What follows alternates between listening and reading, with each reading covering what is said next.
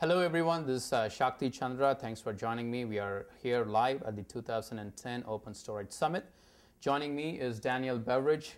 Daniel works at the CTO office at VMware. He is an architect for VMware View. Daniel, welcome. Thanks for joining us. Thank you. Okay, so talking about VMware, I have to begin about virtualization. So let me begin by asking you, if you look at the virtualization ecosystem in general, where do you think OpenStorage adds or complements or improves the whole ecosystem in general? Well, OpenStorage presents an opportunity for companies engaging with virtualization to really keep abreast of the advances in CPU, generally the Moore's law, the ever-expanding presence of dense servers in the data center. It's a real challenge to keep up with the storage needs that the virtualization brings to the data center. OpenStorage changes the economics by bringing the price point down and essentially allowing people to use more open systems based on current hardware built on servers and so forth to meet their storage needs. Okay, great. And I know VDI, VMware View, is your passion within the company. And in your breakout session, you had elaborated on different designs and different trends that you see from VMware View's perspective on how OpenStorage is adding value. So maybe can you elaborate to us in terms of what those designs are at a very high level and what you see the future trends are? Sure. Yeah, I'm very excited about the possibilities here. This is an area I think that VDI is going to evolve in the next few years. Traditionally, data center storage and even generally virtualization storage has focused on centralizing all your data and serving it up from a centralized storage apparatus. In the case of VDI, the requirements for I/O are very high, and it's also users are very sensitive to degradation of their user experience. So, one of the very promising design options is to use open storage technologies inside a virtual machine and actually publish the I/O and data straight up to the hypervisor from inside a virtual machine. What you get by doing that is a scale-out model where as you add VMware hypervisors to your cluster, you're also adding essentially mini storage heads inside the hypervisor and scaling out your IOPS capability and your capacity.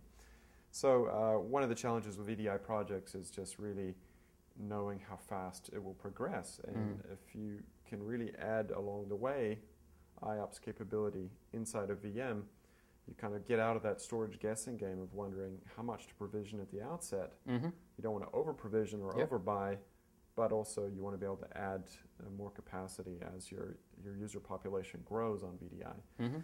So I'm excited about serving I/O to the hypervisor from a VM.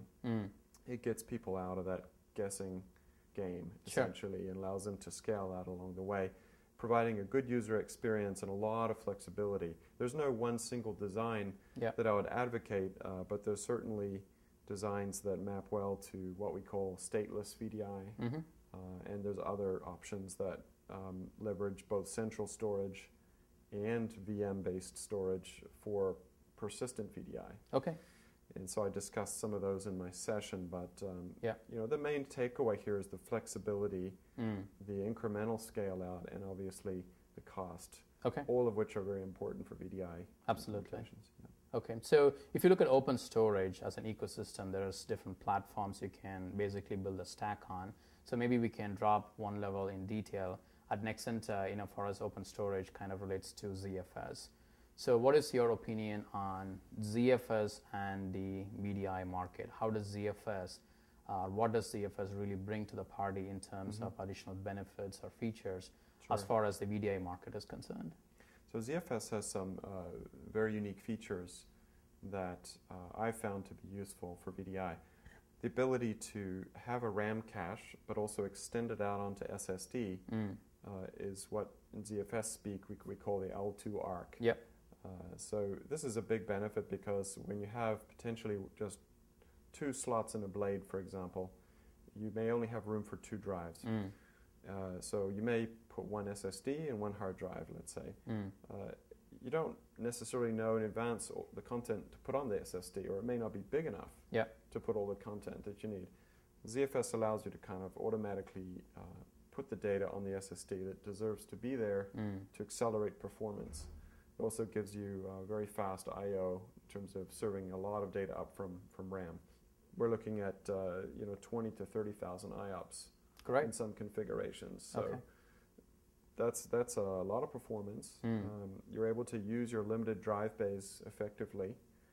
And in some of the design options, you're also able to publish data back and forth from centralized storage, but deliver it up through the virtual storage appliance. Great. So ZFS has some very interesting options there. It's obviously robust.